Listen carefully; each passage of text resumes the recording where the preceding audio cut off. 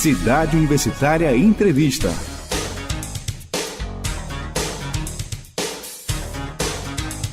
Olá, eu sou Newton César e o Cidade Universitária Entrevista desta semana está no ar.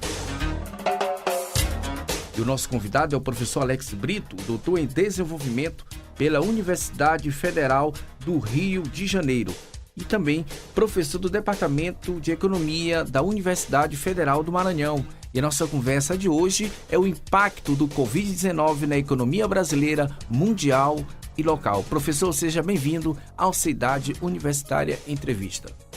Olá a todos, obrigado pelo convite. Em nome do Departamento de Economia, nós agradecemos. Eu começo lhe perguntando, qual a sua avaliação desse atual cenário econômico, tendo em vista a Covid-19 que afeta a vida dos brasileiros? E a minha avaliação quanto ao cenário econômico com Covid-19, ela é praticamente consensual em relação ao que os economistas estão dizendo. Na verdade, essa crise sanitária que tem repercussões sobre a economia e sobre as finanças, ela tem uma dimensão que ainda não foi vista nem experimentada pela nossa geração. Então, provavelmente, ao cenário que está posto aí, nós teremos uma das maiores tragédias do ponto de vista econômico já presenciado no último século, né? Então, teremos queda expressiva da produção industrial, da produção econômica, sem comparativo nos últimos 50, 60 anos. Então, a gente precisa estar preparado para esperar o pior. Essa é a minha primeira ideia, minha primeira impressão em relação ao que está acontecendo. As ações do governo federal, só acredita que vai impactar a vida dos empresários e trabalhadores de forma positiva? Ou esses programas são insuficientes para atender a demanda da sociedade brasileira? Isso depende da maneira como vai sendo construída. Pelo que eu tenho conhecimento, até hoje existe uma grande relutância do governo federal em enfrentar essa atual crise a partir de dinheiro novo. O que eu estou querendo dizer com isso? Somando tudo que o governo efetivamente vem disponibilizar para enfrentar a crise, isso dá em torno de mais ou menos 10% do PIB. Em termos de magnitude, de fato, essa ajuda, esse volume de recursos que está sendo produzido, está no nível das grandes assistências econômicas feitas por grandes países, como os Estados Unidos, como a própria Alemanha, que está em torno de 22%, 20%, a Espanha, né? Tem países na Europa que estão investindo com uma taxa muito mais baixa do que no Brasil. O problema é que boa parte dos recursos que estão sendo alocados para enfrentamento a essa crise, em boa parte, ou adiantamento de recursos que já seria usado, como adiantamento do PIS/PASEP, do 13º, ou são remanejamentos, ou seja, são cortes feitos de um lado do orçamento para prover outro lado. Então, em boa parte, esse dinheiro não é dinheiro novo. Esse é um problema e isso tem impactos importantes sobre o nível da demanda efetiva.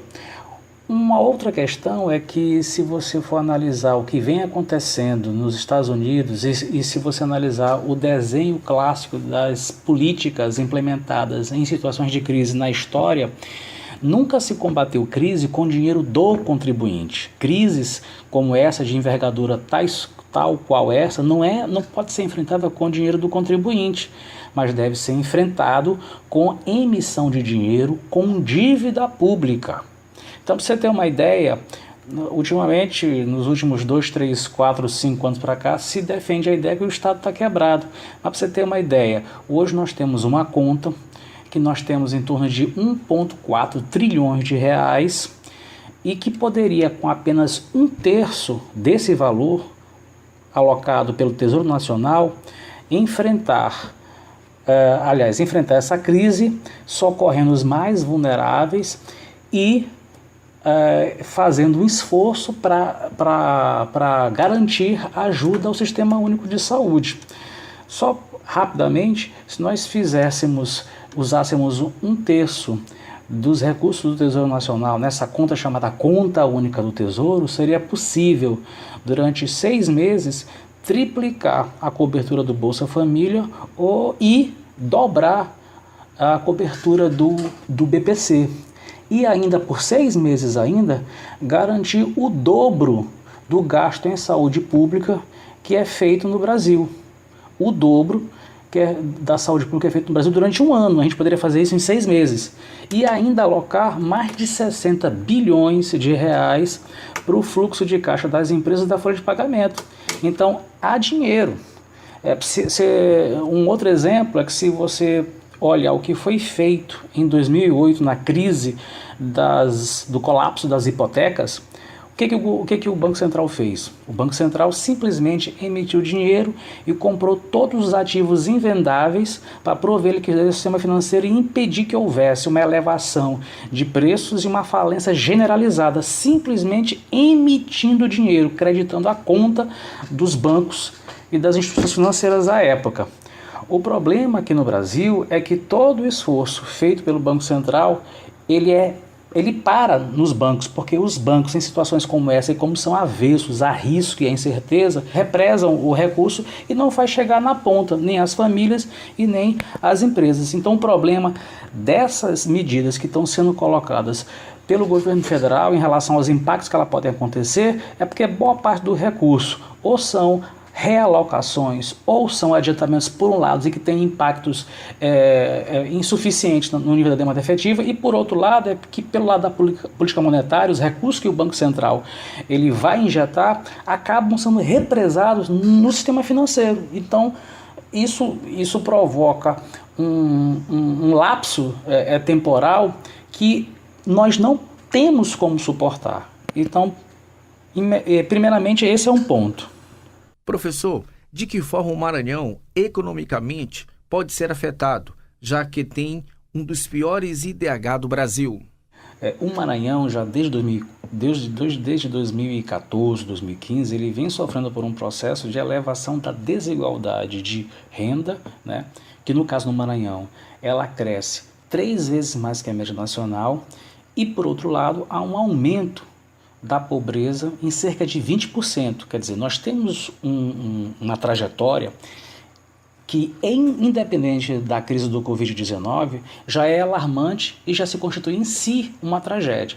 Então, enquanto o Brasil, de 2014 para cá, a desigualdade aumentou 0,9% ou quase 1% no período mais ou menos de 6 anos, no Maranhão, nesse mesmo período, a desigualdade de renda ela triplicou e a pobreza aumentou. Então isso, em si só, já é uma tragédia.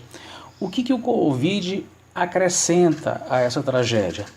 Ela acrescenta o fato de que, como o Maranhão está inserido na divisão internacional do trabalho como um grande exportador de commodities, e como há a tendência de queda do volume do comércio nacional, e como a China, por exemplo, os Estados Unidos, no caso a China é o terceiro maior cliente do Maranhão, provavelmente nós teremos um impacto muito grande sobre a economia maranhense. Mas ainda que não fosse pela corrente do comércio, diretamente em relação às commodities que nós vendemos, tem uma questão muito simples que diz respeito ao Maranhão e também ao Brasil de maneira geral. 60% a 70% de todos os componentes de eletroeletrônicos, só para ficar nesse artigo, nesse produto, do que nós consumimos, como celulares, notebooks, como um data show, como uma televisão, como uma máquina de lavar. Quer dizer, esses produtos em geral, 60% a 70% deles têm componentes importados. Então veja, você tem a explosão do câmbio, que agora ultrapassa os R$5, e você tem a redução, haverá a redução sistemática desse volume de comércio. Então isso vai impactar diretamente no volume do produto interno bruto maranhense. Além, evidentemente, de aguçar as disparidades de renda para o maranhense e reduzir ainda mais as oportunidades de emprego formal. Não é exagero lembrar que, no caso do Maranhão, nós temos a menor força de trabalho formal da nação. Quer dizer, apenas 1 entre 4 maranhenses tem emprego formal. E essa crise provocará a agudização desse cenário. Então, para o Maranhão, é isso que a gente espera. Você está ouvindo Cidade Universitária Entrevista e estamos conversando com o professor Alex Brito, doutor em desenvolvimento pela Universidade Federal do Rio de Janeiro e professor do Departamento de Economia da Universidade Federal do Maranhão. O governo do Maranhão tem tomado algumas medidas. Na sua avaliação, elas vão diminuir o impacto do coronavírus no estado? Na minha avaliação, está em consonância com o que vem sendo tratado e recomendado pelos maiores especialistas. A questão importante é que no lado financeiro, tanto estados como municípios têm muito pouco a contribuir. E na minha opinião, aquilo que o estado e o município deveria fazer para tentar abrir uma frente mais ampla na defesa contra a crise que está aí, é na territorialização da assistência ao Covid para impedir o processo de aglomeração. Então, se você observar, não dá para dizer literalmente fique em casa quando se trata de periferia, porque quando se coloca fica em casa, a gente está desconsiderando que na periferia não há casa, existe um cômodo que reúne várias pessoas. Então, a aglomeração poderá exacerbar e exponenciar e agravar ainda mais a crise. Então, qual seria a estratégia? A estratégia seria territorializar todo tipo de ajuda e de políticas públicas nas regiões periféricas, como, por exemplo, a distribuição de cestas básicas, né? Mas, até o momento, me parece que as recomendações e que as medidas tomadas pelo governo estadual, elas têm sido satisfatórias, mas, na minha opinião, ainda precisa elevar e muito o esforço nessa tarefa, que provavelmente só está começando para a gente. O senhor acredita que teremos recessão ou depressão na economia mundial? Bom, quanto à situação de recessão ou depressão, para onde iremos, é preciso fazer uma distinção bem simples. Recessão, tecnicamente, é quando há queda no nível do produto interno bruto, por 2 ou 3 meses consecutivos. A depressão geralmente está associada a essa queda a outras variáveis, como a queda do rendimento, a queda no nível de emprego, a queda da produção industrial e por aí vai. E qual é o problema? Como essa crise é uma crise do lado real da economia, ou seja, não houve problema no sistema financeiro, nós tivemos uma crise sanitária que produziu um choque de oferta.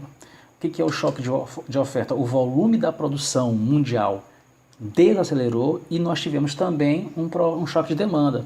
Então, isso reverbera sobre essas variáveis que eu acabei de citar. Nós já temos queda no rendimento real, provavelmente o emprego vai cair, como já vem caindo absurdamente nos Estados Unidos, a produção industrial também irá desacelerar.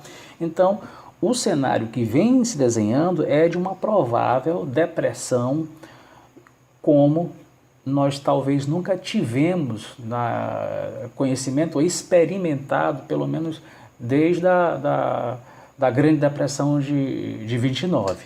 Né? Professor, estamos chegando já aqui ao final do Cidade Universitária Entrevista, mas eu queria que o senhor falasse um pouco da política econômica de Paulo Guedes para enfrentar a crise provocada pela Covid-19 e ainda falasse um pouco da MP 936/2020 para manter empregos e ajudar as empresas. Existem algumas críticas, segundo alguns economistas e também que é do setor da economia.